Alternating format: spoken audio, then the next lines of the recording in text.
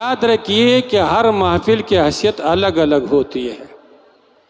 شادی کی محفل کی حیثیت الگ ہوگی، سیاست کے محفل کی حیثیت الگ ہوگی، اور جہاں میلاد مصطفیٰ، ذکر خدا، ذکر مصطفیٰ کی محفل ہو، اس کا پھر حیثیت الگ ہوگی.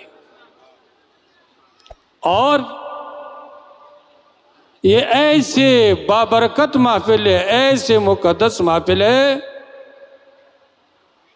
کہ جو مسلمان، جو خوش نصیب اس محفل کے ادب کرے گا، تعظیم کرے گا، وہ محروم ہو کر کے نہیں جائے گا، بلکہ اللہ کے رحمتوں کو لے کر کے روانہ ہوئے جائے گا. دنیا و آخرت کی کامیابی کو لے کر کے روانہ ہو جائے گا، اللہ اور اللہ کے رسول کی رضا کو لے کر کے روانہ ہو جائے گا. اور جو مسلمان ہو کر کے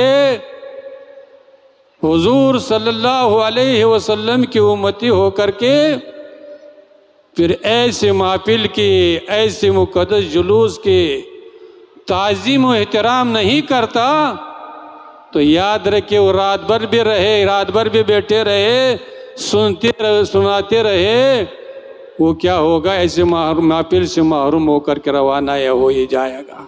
وہ کہتے ہیں کہ با ادب با نصیب جو ایسے محفلوں کے ادب کرے گا، والدین کے ادب کرے گا، علماء کے ادب کرے گا، وہ کیا ہوگا؟ با نصیب ہوگا. اور بے ادب بد نصیب، اور جو ایسے محفلوں کے بے ادبی کرے گا، گستاخی کرے گا، ایسی مقدس جلوس کی، شریعت کی خلاف کرے گا، وہ کیا ہوگا؟ کم نصیب ہوگا، بد نصیب ہوگا. اس لیے مسلمانوں، چاہے میلاد مصطفیٰ کی محفل ہو، جلوس کی محفل ہو، اس کو کیا کرو؟ اس کا ادب و احترام کرو، تاکہ کیا ہو جائے؟ اللہ بھی راضی ہو جائے، اللہ کے رسول بھی راضی ہو جائے، دنیا میں بھی کامیابی ملے گی اور آخرت میں بھی کامیابی نصیب ہو جائے گی. ماشاءاللہ یہاں سب جوانی نظر آ رہے ہیں. اللہ سب کی جوانی میں برکت عطا فرمائے، اللہ سب کو دین سے وابستگی نصیب عطا فرمائے، سب کی دلوں میں حضور کی محبت نصیب عطا فرمائے.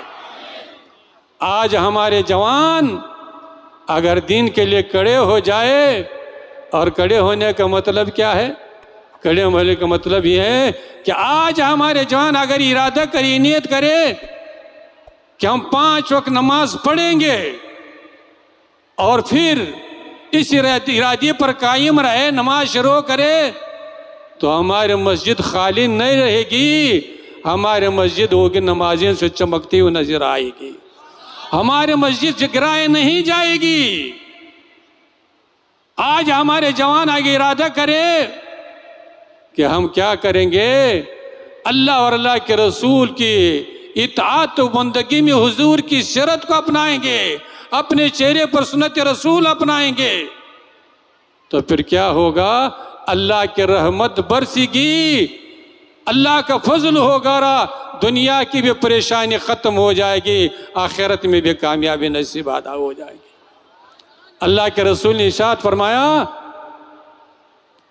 من احب بسنتی، جس نے میری سنت سے محبت کی، میری سنت کو اپنایا، میری سنت کے مطابق اس نے زندگی بسر کی، فقد احبنی، اس نے مجھ سے محبت کی.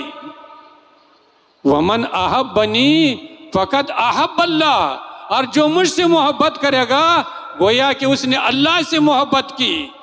ومن احب اللہ فقد دخل الجنہ، اور جو اللہ سے محبت کرے گا اس کا ٹھکانہ کہاں ہوگا؟ جنت ہوگا، جو اللہ کے رضا اور خوشنودی کی جگہ ہے. تو آج وہ مبارک رات ہے جس میں اللہ کے نبی صلی اللہ تعالی علیہ وسلم دنیا میں تشریف لے آیا. اور حضور کیوں تشریف لایا؟ حضور اس لیے تشریف لانے کا مقصد یہ ہے کہ انسانیت کو کیا کرے؟ اللہ سے قریب کر دے. انسانیت کو کیا کر دے؟ اللہ اور اللہ کے رضا سے قریب کر لے. تو انسان کب قریب ہوگا اللہ سے؟ جب کیا کرے گا یہ مسلمان ایمان رکھ کر کے حضور کی عظمت کو محبت کو دل میں رکھ کر کے قرآن کے احکام پر عمل کرے، حضور کی سیرت کو اپنائے، تو کیا ہو جائے گا وہ مسلمان دنیا میں بھی اللہ کے رحمتوں سے مستفید ہوگا، دنیا میں بھی اللہ کی رضا اس کو نصیب ہو جائے گی، اور یہی مسلمان جب دنیا سے رخصت ہو جائے گا وہی قبر اس کے لیے کیا بنے گا؟ جنت کے باغیچوں میں ایک باغچہ بن کر کے رہے گا۔ تو مسلمانوں، خاص کر کے ہمارے جوان جو یہاں موجود ہے، آج رات یہ پیغام دیا جا رہا ہے کہ کیا کرے مسلمان کہاں ہو جائے؟ اللہ اور اللہ کے رسول سے قریب ہو جائے، نماز سے قریب ہو جائے، مسجد سے قریب ہو جائے، قرآن سے قریب ہو جائے، حضور کی سیرت سے قریب ہو جائے، تو پھر کیا ہوگا؟ جتنی اس وقت مسلمانوں پر پریشانی ہے، جتنے ظالم و جابر ہے، اگر مسلمان مسجد سے قریب ہو گئے، قرآن سے قریب ہو گئے، تو پھر روڈ پر آنے کی ضرورت نہیں پڑے گی۔ انشاءاللہ آپ مسجد میں 5 وقت نماز کے پابندی اختیار کریں، قرآن کی تلاوت کیجیے، حضور کی سیرت کو اپنائیں، اللہ اپنے فضل و کرم سے جتنے ظالم و جابر سب کو نیست و نابود فرمائے گا۔ لیکن ہمارے جوان نماز پڑھنے کے لیے تیار نہیں، ہمارے جوان اپنی چہرے پر سنت رسول کو سجانے کے لیے تیار نہیں۔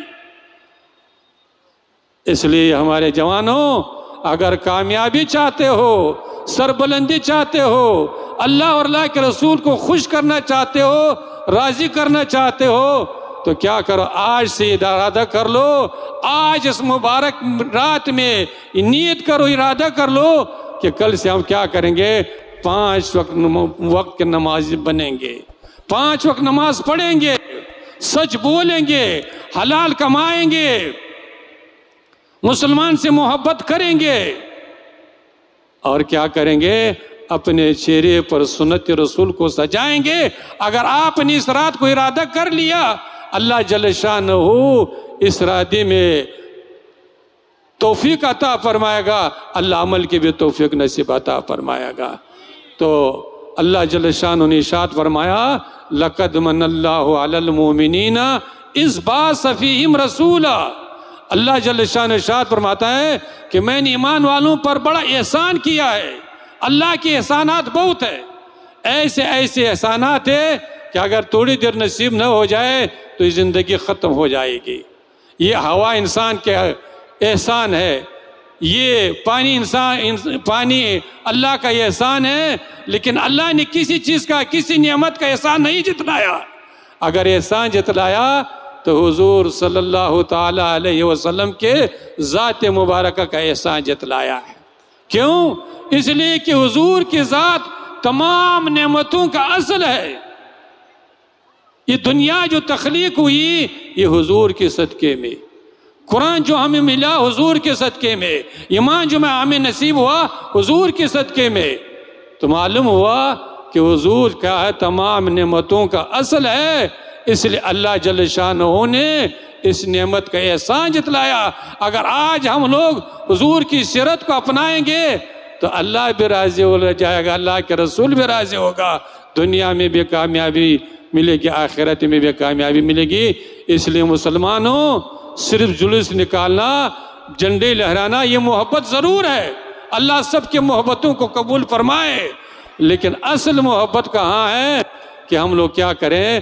حضور کے فرمان پر اپنی زندگی کو گزارے، حضور کی سیرت کے مطابق اپنی زندگی گزارے، قرآن کے احکام کے مطابق اپنی زندگی گزارے۔ یہی اصل محبت ہے، اور یہی اللہ اور اللہ کے رسول نے اس کا حکم دیا ہے، اس پر چلنے کا حکم دیا ہے۔ اور اس میں کیا ہے؟ ایک مسلمان کے دنیا کی بھی کامیابی ہے اور ایک مسلمان کے آخرت کی بھی کامیابی ہے۔ اس لیے ہمارے جوانوں، اللہ آپ لوگوں کی جوانی میں برکت دے، اللہ جل شانہ ہو ہمارے تمام جوانوں کو، تمام مسلمانوں کو، تمام حاضرین کو کیا کرے؟ حضور کی سیرت کے مطابق زندگی گزارنے کے توفیق عطا فرمائے۔ اور ہمارے کمیٹی نور مجسم کمیٹی نے جو اتنا انتظام و انصرام کیا ہے، اللہ تعالیٰ ان کی محنتوں کو جن لوگوں نے تعاون کیا ہے اللہ ان کے تعاون کو بھی قبول فرمائے۔